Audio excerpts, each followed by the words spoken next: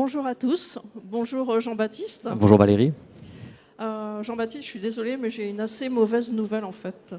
Je croyais qu'on allait parler d'attention et de réalité virtuelle. Oui, justement, mais est-ce que vous saviez que les dernières études nous indiquaient que la durée d'attention moyenne d'un humain était finalement de 8 secondes?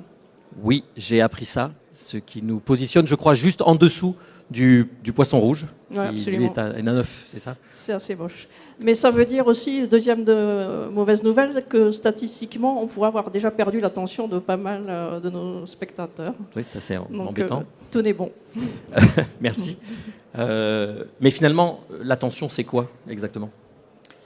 Alors, quand on parle d'attention, finalement, on parle de essentiellement 3 formes d'attention. Donc, la première à laquelle on pense tout de suite, c'est l'attention soutenue. En fait, c'est la concentration. Donc, c'est la capacité qu'on a chacun à garder notre attention focalisée sur un élément précis. La deuxième, c'est ce qu'on appelle l'attention sélective. Donc, c'est parmi un flot de sollicitations, la capacité qu'on va avoir justement à focaliser son attention sur un point plus en particulier. Et enfin, l'attention divisée, donc, qui est la capacité qu'on peut avoir chacun de faire plusieurs choses en même temps. Sachant qu'on parle beaucoup des femmes sur cette question-là. Est-ce que les femmes savent faire plus que les hommes plusieurs choses en même temps? A priori, il semblerait que non, parce qu'en fait, les chercheurs en neurosciences, Jean-Philippe Lachaud par exemple, nous explique que notre cerveau ne peut pas faire plusieurs choses en même temps, qu'on peut effectivement passer rapidement d'une tâche à une autre, mais que les deux en même temps, c'est pas possible, si ce n'est dans le cas où on a automatisé ces tâches, par exemple faire du vélo, écouter de la musique en même temps.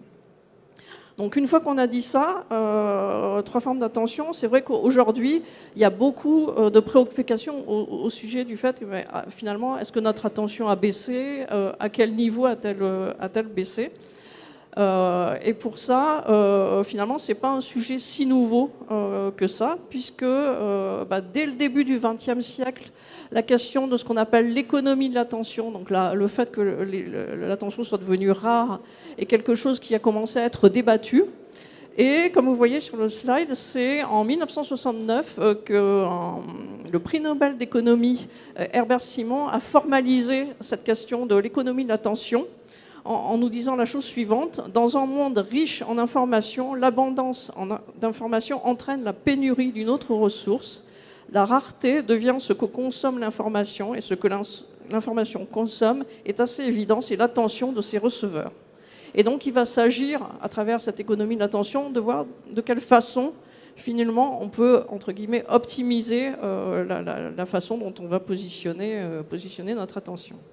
Alors, chez Dentsu Consulting, on s'est beaucoup préoccupé de ce sujet, on a fait pas mal de recherches, et on a essayé justement de voir au-delà des références, des sondages ou des déclarations qui peuvent être faites soit par des enseignants, soit par les personnes eux-mêmes qu'on a pu interroger sur cette question de l'attention, s'il y avait des études qui quantifiaient vraiment les choses.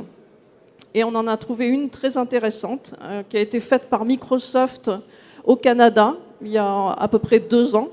Et donc qui montrait le fameux chiffre dont on parlait au début, c'est que dans les années 2000, avant l'avènement du mobile, la durée d'attention moyenne d'un humain était de 12 secondes, et qu'avec le développement du mobile, des usages, des réseaux sociaux, etc., notre attention serait tombée à 8 secondes, ce qui effectivement nous positionne juste en dessous du poisson rouge qui, lui, est à 9 secondes.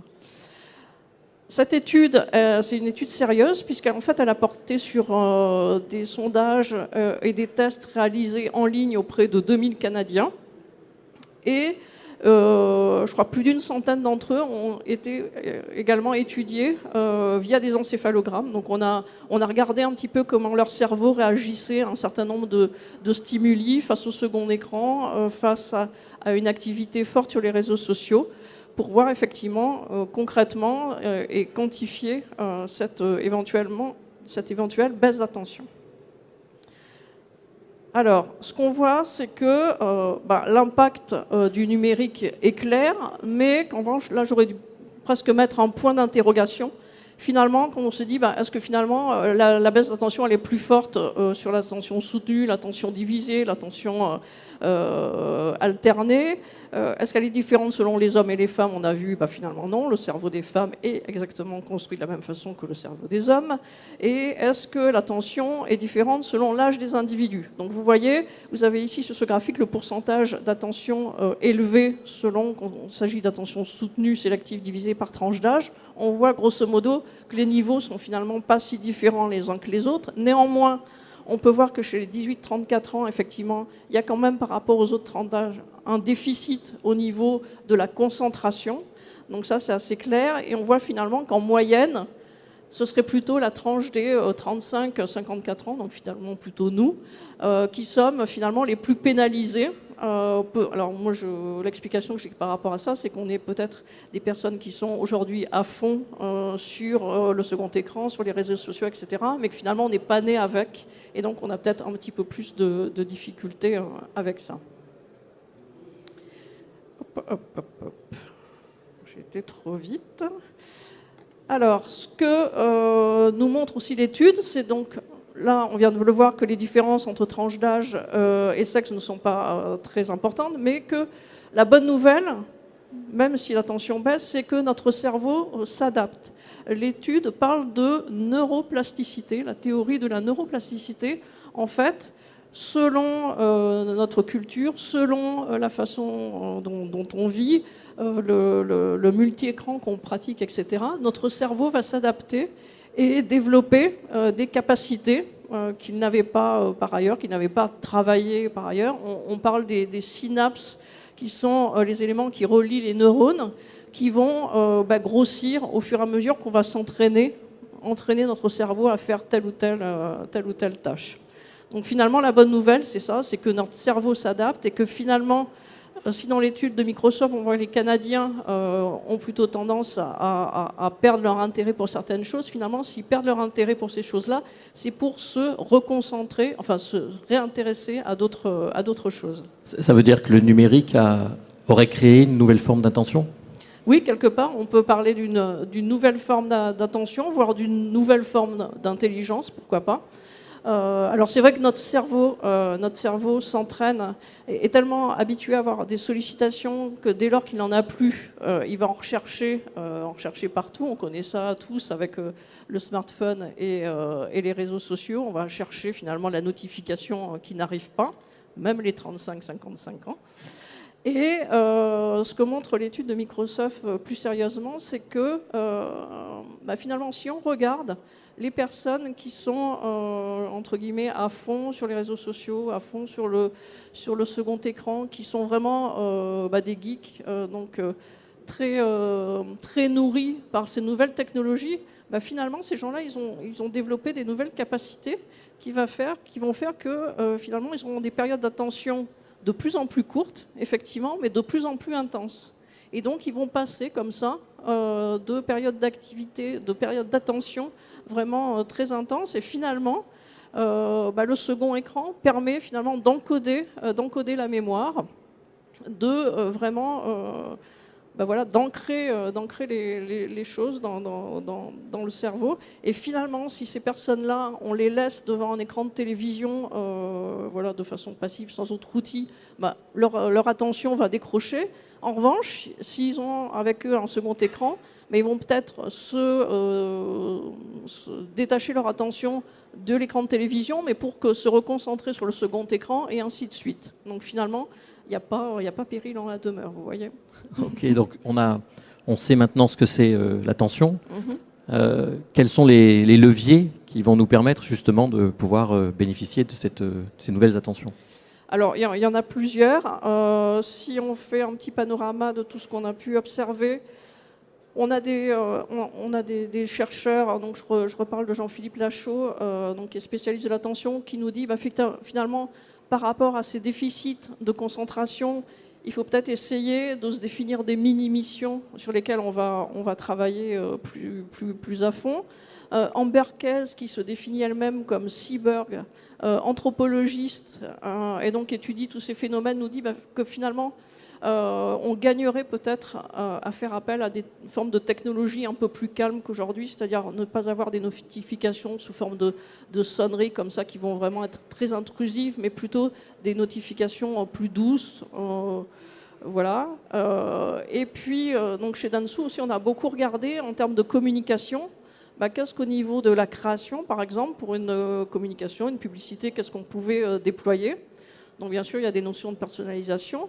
Il y a la notion de travailler sur des formats courts. Quand on parle de Snapchat, c'est une plateforme sur laquelle, effectivement, les jeunes sont habitués à des formats courts. Donc si on veut communiquer sur la plateforme, et c'est d'ailleurs ce qu'elle met en avant, c'est des formats très courts. Des annonceurs ont même détecté que chez Snapchat, il vaut mieux travailler sur des 3 secondes que sur des 8 ou des 10 secondes.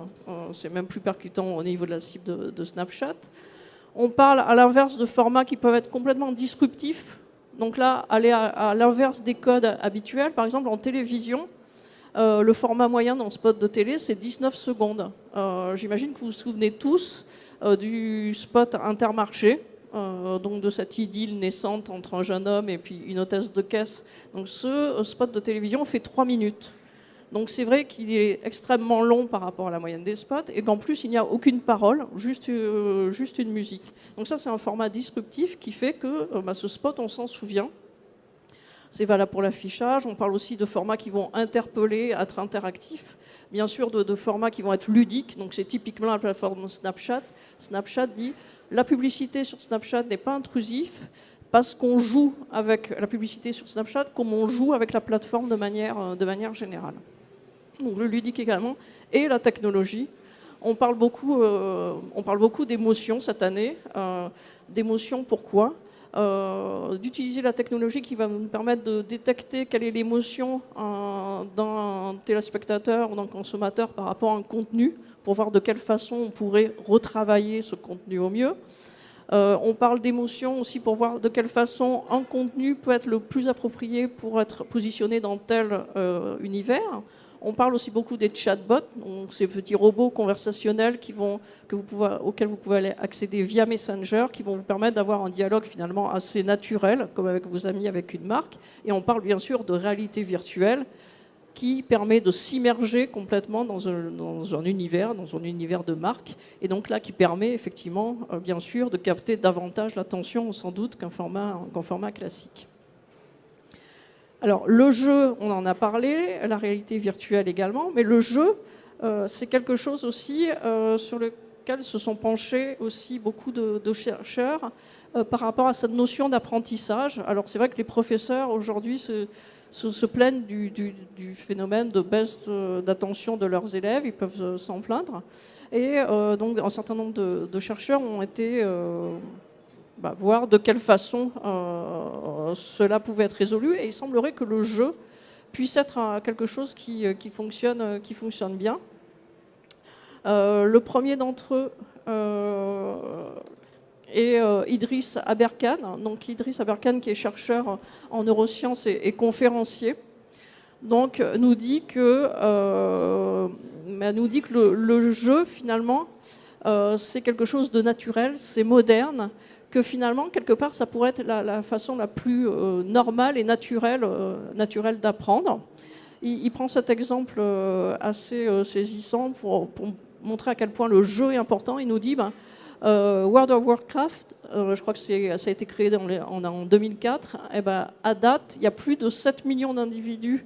Les individus dans le monde ont joué plus de l'équivalent de 7 millions d'années à ce jeu, ce qui correspond à 30 fois plus de temps que tous les salariés d'Apple ont travaillé chez Apple depuis 1976. Donc tout ça pour montrer à quel point le jeu fait partie intégrante de notre vie, donc ça c'est un point. Et il nous dit finalement la différence entre le travail et le jeu, c'est quoi ? C'est la dopamine, c'est le plaisir avec lequel on va pouvoir finalement travailler. Alors heureusement, il y a un certain nombre de métiers, de travaux sur lesquels qu'on va pouvoir faire avec plaisir, mais il dit que c'est vraiment un ingrédient majeur pour justement transformer ce travail finalement en plaisir. Et il prend l'exemple par exemple de Google. société chez qui 10% du temps des ingénieurs est consacré au jeu. Donc c'est par contrat, c'est comme ça. Le fait étant qu'on considère que pour être créatif chez Google, il faut passer du temps récréatif. Chez nous c'est plus de 10%. Oui, c'est Ils normal. jouent plus de 10%. Donc ça, c'est le premier témoignage qu'on a. Le deuxième, c'est celui... Décidément, j'ai du mal avec les zapettes. C'est celui de Valérie Lavergne-Boudier, qui est spécialiste en formation professionnelle à partir de technologies numériques. Elle s'est posé la question, en observant les personnes jouer, elle s'est dit, mais pourquoi le jeu vidéo réussit à capter aussi bien l'attention, réussit à engager aussi bien les joueurs par rapport à l'enseignant. Et donc pour ça, elle a cherché, et c'est vrai qu'on observe déjà souvent ce qui se passe chez nous pour comprendre les choses. Elle a regardé sa fille jouer au Pokémon. Donc elle a regardé comment ça se passait. Alors, moi, je n'y connais pas grand-chose au Pokémon, mais elle nous explique que finalement, quand on joue au Pokémon, on va chercher à attraper des Pokémon, que ces Pokémon sont tous différents, qu'ils ont des caractéristiques, que ces caractéristiques évoluent dans le temps, que souvent, les Pokémon ou d'autres jeux, on va y jouer de façon collaborative, donc avec d'autres joueurs, donc avec créer une espèce de communauté. Et elle nous dit, mais finalement, en observant sa fille, elle comprend ce qui fait la différence. C'est que grâce à ces jeux qui vont solliciter, bien sûr, l'attention des joueurs, qui vont les mettre finalement quelque part un petit peu en situation de stress, va les pousser dans leur retranchement, va les forcer à être créatifs, va les forcer à débloquer des étapes, à mettre en jeu des choses. Finalement, ça va les obliger à être créatifs. Et le fait que ces jeux soient souvent des jeux collaboratifs, finalement, va permettre de décupler la créativité permise à travers ces jeux. Et elle nous dit, j'ai un rêve, un idéal, ce serait de pouvoir créer un jour un jeu vidéo dans lesquels, finalement, les uns et les autres, les personnes à travers tout le monde, pouvaient régler, ou en tout cas avancer sur des questions d'écologie, d'alimentation, finalement, régler par le jeu vidéo des problèmes graves de société. En fait, ça existe déjà. Alors, on ne règle pas des problèmes graves de société dans le jeu vidéo aujourd'hui, mais toute la mécanique qui consiste à développer de l'intelligence commune dans un monde virtuel, c'est les jeux, typiquement, c'est les jeux type World of Warcraft, dont vous avez parlé, qui en fait regroupent un ensemble de communautés de joueurs qui partagent leurs compétences pour atteindre des objectifs que le jeu ou que eux-mêmes se sont fixés. D'accord. Et nous, en partant de ce constat-là, on s'est demandé, est-ce qu'il ne serait pas intéressant de développer ce type d'approche dans d'autres domaines d'activité que le jeu vidéo? Ça veut dire quelque part que finalement le jeu, c'est pas une finalité en soi, mais c'est vraiment un moyen. Exactement. D'accord. Exactement. L'objectif, c'était d'utiliser les technologies et les savoir-faire du jeu vidéo pour créer des mondes virtuels pour des marques, dont l'objectif premier n'était pas de faire jouer ces utilisateurs, mais d'échanger avec eux autour de certains éléments de la marque qui caractérise la marque. D'accord. Alors, ça sous-entend quelque part que pour chaque marque, en fait, vous envisagez, vous créez un jeu complet, une animation complète. Oui, mais ce serait trop long d'expliquer tout le process aujourd'hui, mais je vais me concentrer sur 3 points qui sont importants quand on crée un univers virtuel et un outil qui va interagir entre donc le consommateur et la marque. Premièrement, la création de l'environnement 3D. Deuxièmement, les règles du jeu qui régissent le rapport entre l'utilisateur et cet environnement 3D. Et puis ensuite, je parlerai du lien avec l'attention, puisque c'est le sujet qui nous concerne, qui chez nous est mesuré en engagement. Plus un utilisateur est engagé dans un monde virtuel, plus on considère qu'il a de l'attention au message qui lui est donné. Je vais vous montrer, on va vous montrer 2 exemples. Alors pour des raisons de confidentialité et de temps, on pourra juste qu'effleurer les projets. Mais le tout premier projet que je vais vous montrer, c'est un projet qu'on a réalisé pour la marque Mini, qui appartient au groupe BMW. Et je vais vous montrer ce projet pour vous expliquer ce que c'est que réaliser un univers virtuel. Par exemple, celui qu'on a réalisé pour Mini est un univers virtuel classique, puisque c'est une surface de vente. Mais il nous arrive pour certaines marques de créer des univers qui sont les univers de la marque. Par exemple, ceux qu'ils véhiculent dans leurs messages publicitaires, qui ne sont pas forcément l'espace de vente de la marque elle-même, mais qui est l'idée de ce qu'est la marque. Pour BMW, on a modélisé un showroom pour pouvoir travailler avec eux sur le comportement des gens face à des nouveaux modèles. L'objectif était auprès d'un panel de fans de la marque de voir leur comportement face à des modèles futuristes. Donc bien évidemment, je ne vais pas pouvoir vous montrer ces modèles aujourd'hui, puisqu'ils sont hautement confidentiels.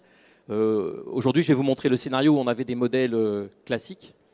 Et puis, l'objectif était de dire, laissons ces gens dans cet environnement virtuel et regardons comment ils se comportent. C'est-à-dire qu'il n'y a pas de message, il n'y a pas d'objectif. On les laisse se promener et on regarde vers quelle voiture instinctivement ils vont, quelles informations ils souhaitent avoir, quel échange ils créent avec la personne de Mini qui est là et qui discute avec eux. C'est un univers virtuel fabriqué avec un moteur de jeu vidéo, donc c'est du temps réel. Je vois que le public est quand même relativement jeune, mais je ne suis pas certain que le temps réel soit encore très clair pour tout le monde. C'est la capacité à se déplacer librement dans un environnement 3D.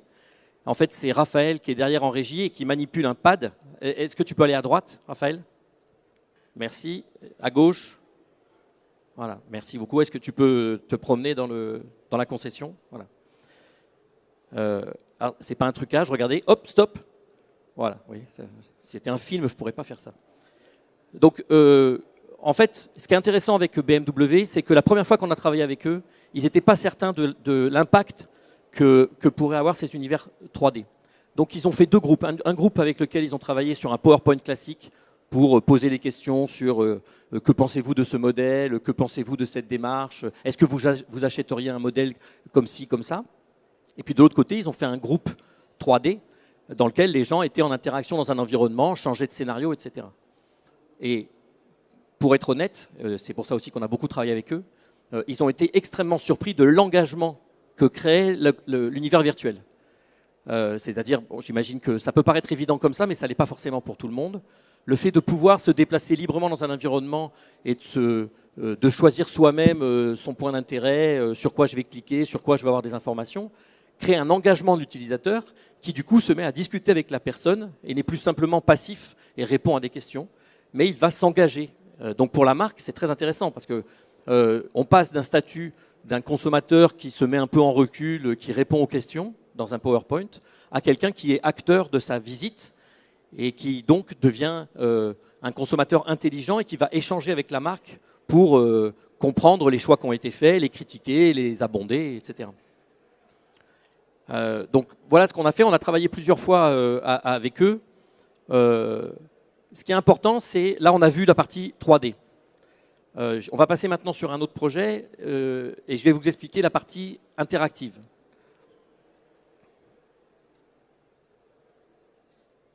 Il faut remettre le PowerPoint. Ça, c'est les photos du ski. Je sais pas. La partie interactive, pour nous, ce qui est important, c'est de laisser le plus possible l'utilisateur libre d'interagir avec son environnement. C'est ce qui fait la force d'un jeu vidéo. Je suis sûr que parmi vous, il y a des gens qui ont joué ou qui jouent même peut-être encore. Et ce qu'on trouve tous génial dans le jeu vidéo, c'est qu'on nous met au sein d'un univers et que dans cet univers, je peux avoir des interactions. Je peux agir avec cet univers et en fonction des actions que je vais mener, cet univers va me répondre et interagir. Donc, ce qu'on appelle une réalité virtuelle interactive, le mot interactive, il est très important. C'est ce qui forme le jeu. C'est ce qui forme le fait, qui va former l'engagement de l'utilisateur ou du consommateur. Donc, on va très rapidement voir un projet qu'on a finalisé pour Renault. Mais alors, ça veut dire qu'on parle de serious game ou... Alors oui, on parle de serious game, même si moi, je ne suis pas vraiment fan du nom. Parce que justement, la plupart du temps, un serious game est pensé comme un enchaînement de choses qui ne laisse pas l'utilisateur libre des choix. J'insiste sur le fait qu'un jeu vidéo est un bon jeu quand on est libre de ses choix et on est libre de se tromper. Et c'est ça qui nous enrichit et qui nous donne envie d'être en interaction avec l'environnement. Et il faut que petit à petit, les marques comprennent cette approche. Aujourd'hui, elles ont un message marketing à faire passer, qu'elles segmentent et qu'elles mettent dans un jeu. mais en fait, ça n'est qu'une série d'actions à mener et l'utilisateur comprend très vite ce qu'il doit faire. Trop enfermé dans un voilà, cheminement. Absolument, c'est un cheminement dans lequel il est enfermé. Et les consommateurs qui arrivent sur le marché, là, c'est des gens qui sont nés avec le jeu vidéo, qui ont peu ou prou tous eu un jeu vidéo dans les mains, que ce soit sur une console, un PC ou une console portable. Et donc, pour qui se déplacer dans un univers, interagir avec un environnement, c'est naturel. Et ils sont frustrés de ne pas pouvoir le faire ou qu'on les limite dans cet environnement. Donc là, on va faire très vite parce qu'il faudrait que je parle beaucoup pour vous expliquer tout le projet. Mais on est dans un projet qui parle du dernier kilomètre et qui met en scène les systèmes de livraison et qui veut montrer à des utilisateurs quels sont les impacts des choix qu'on va faire, des choix stratégiques qu'on va faire dans la livraison du dernier kilomètre. Donc ce qu'on appelle le dernier kilomètre, c'est quand vous commandez sur Amazon, c'est quand il arrive en avion et qu'il vient de l'aéroport à chez vous ou de l'entrepôt qui est donc à souvent moins d'1 kilomètre de votre domicile. Par exemple, on va commencer à choisir le type de livraison qu'on va faire. Et vous voyez, on a ce qu'on appelle des indicateurs qu'on pourrait assimiler à des scores dans un jeu vidéo. Il faudrait en parler parce que la notion de score n'est pas forcément partagée par tous, qui permettent tout de suite de comprendre l'implication des décisions que je prends. Ensuite, je vais choisir mon véhicule. Je vais choisir un véhicule électrique moderne, je vais choisir un véhicule diesel. Il n'y a pas de bonne ou de mauvaise solution. Là encore, j'insiste sur la démarche qu'on met en place. À aucun moment, l'utilisateur se dit « Ok, j'ai compris, ils veulent me faire aller là, et donc j'y vais, et donc j'ai gagné. » Non, non. À chaque fois qu'il va prendre une décision, ça va avoir un impact positif sur des points, négatif sur d'autres. Un peu comme dans la réalité, dans la vraie vie. Malheureusement, il n'y a pas toujours une bonne décision. Il y a la moins mauvaise, et on essaie en permanence de prendre les moins mauvaises. Une fois que j'ai choisi mon véhicule, eh ben, je vais le piloter. Et là, on se retrouve dans la manipulation de quelque chose dans un environnement virtuel, qui est, je suis au volant, j'ai un ensemble de livraisons à faire, c'est à moi, conducteur, de planifier ma livraison, la route par laquelle je vais passer, etc. Donc je suis toujours acteur de l'environnement, et ce que la marque attend de notre part, c'est justement de créer ces univers avec des environnements dans lesquels il faut interagir. On va faire vite, d'abord parce que Raphaël n'est pas un grand spécialiste du pilotage. Il s'est beaucoup entraîné cette nuit, donc soyez sympa. Une fois qu'on est au volant, on va donc piloter son véhicule. Voilà, ça ressemble à un jeu vidéo. C'est bien le principe, c'est-à-dire on est dans un univers virtuel et on veut d'ailleurs que l'utilisateur finisse par décrocher et se concentre sur sa mission et interagisse avec l'environnement.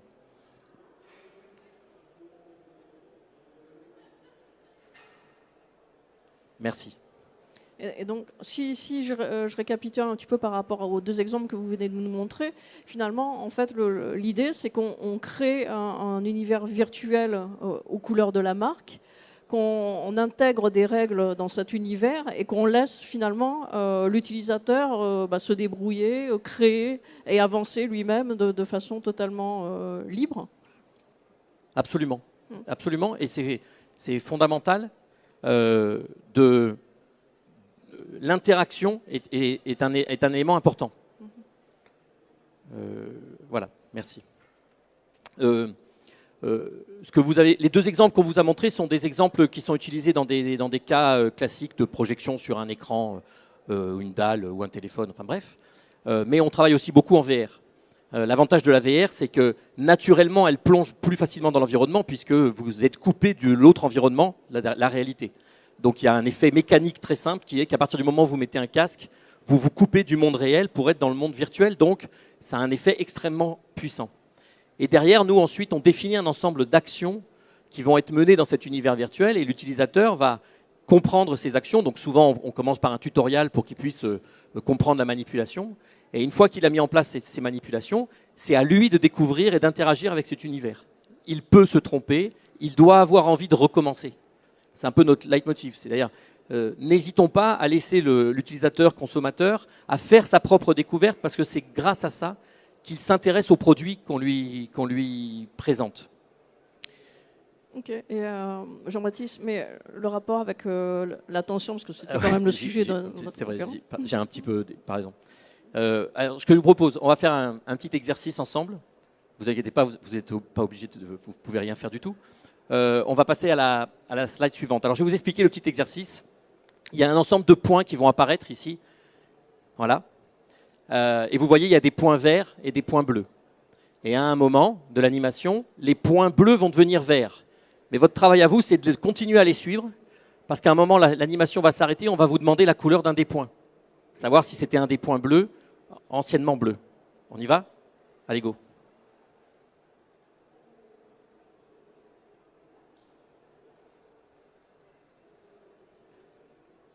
Quelle est la couleur du point qui aujourd'hui, là, a un point d'interrogation?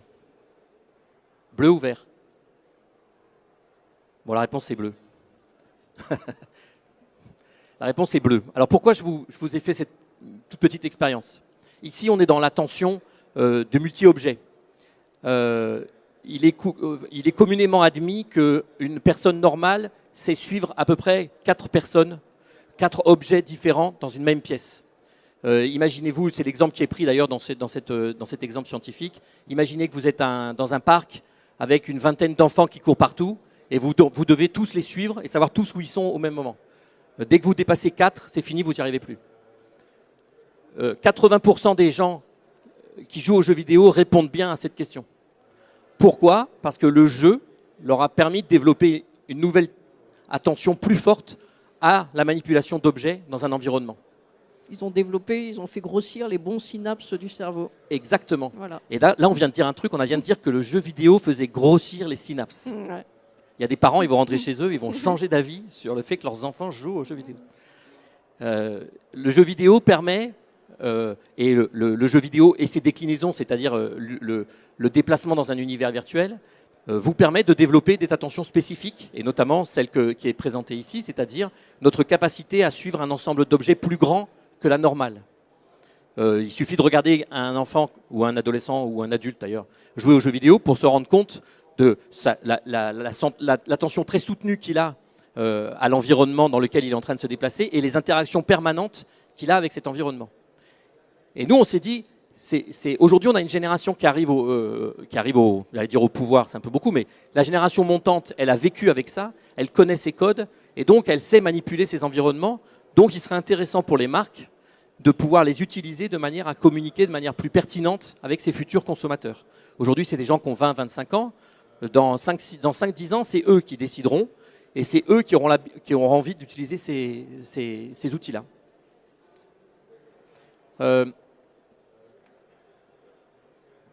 Pour conclure sur cette petite partie de réalité virtuelle, ce qu'il faut que vous reteniez, c'est qu'aujourd'hui, on a les moyens technologiques de créer des univers virtuels extrêmement immersifs, tels que le jeu vidéo peut le faire, et vous avez qu'à regarder un peu partout ce qu'on est capable de produire aujourd'hui, et qu'il y a une vague qui est en train d'arriver, c'est l'utilisation de ces technologies et de ces savoir-faire dans des domaines qui ne sont pas le jeu vidéo. C'est ce qu'on appelait avant le serious game, mais qui est assez paradoxalement n'allait pas vraiment piocher du côté du jeu vidéo, alors qu'aujourd'hui, c'est lui qui est la nourrice de tous ces environnements 3D interactifs qui vont permettre aux marques notamment de mieux connaître leurs consommateurs, de mieux cibler leurs besoins, de créer une interaction beaucoup plus forte avec eux en leur offrant des univers interactifs propres et liés à la marque. Merci Jean-Baptiste, merci de votre attention. Je ne sais pas s'il y a des questions dans la salle. Nous sommes à votre disposition.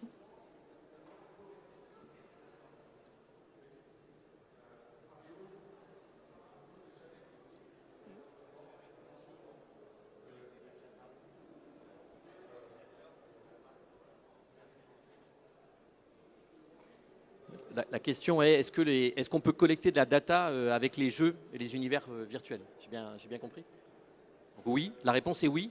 Et bien évidemment, et c'est ce qu'on fait nous, à partir du moment où on veut regarder un comportement dans un environnement 3D, il faut être capable de collecter en temps réel le dit comportement. Donc oui, on est capable de collecter de la donnée pour analyser les éléments, et on est capable de connecter la donnée de data type site de vente.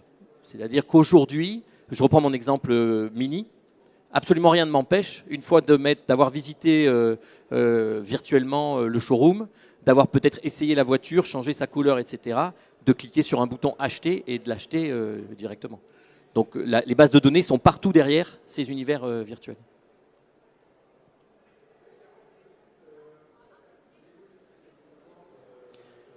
Alors, l'intégration de la publicité dans le jeu vidéo, c'est un vrai souci parce que les joueurs n'aiment pas ça. Toutes les tentatives qui ont été faites se sont soldées par des échecs. De le faire directement comme ça ne me paraît pas être une bonne idée. En revanche, et c'est ce que fait d'ailleurs c'est Snapchat, avec les marques qui mettent des filtres. C'est-à-dire que les marques peuvent créer des jeux et qui sont des vrais jeux intéressants avec lesquels les joueurs ont envie de jouer. Et du coup, ça transforme la publicité. Ça n'est pas le message publicitaire qui est intégré à un jeu, c'est le message publicitaire qui est un jeu. Et ça à mon avis, ça a de l'avenir plutôt que la publicité intégrée dans les jeux qui, jusqu'à présent, à ma connaissance, n'a jamais été réellement intéressante et porteur de quelque chose. Oui, il faut vraiment qu'elle s'imprègne du contenant et de l'endroit dans lequel elle va s'insérer pour être acceptée. C'est typiquement effectivement Snapchat où effectivement, je le disais tout à l'heure, on joue avec la publicité sur Snapchat comme on joue avec les contenus éditoriaux de Snapchat. Et c'est vraiment ça qui séduit et qui fait qu'on garde son attention là-dessus et qu'il n'y a pas de rejet par rapport à ça.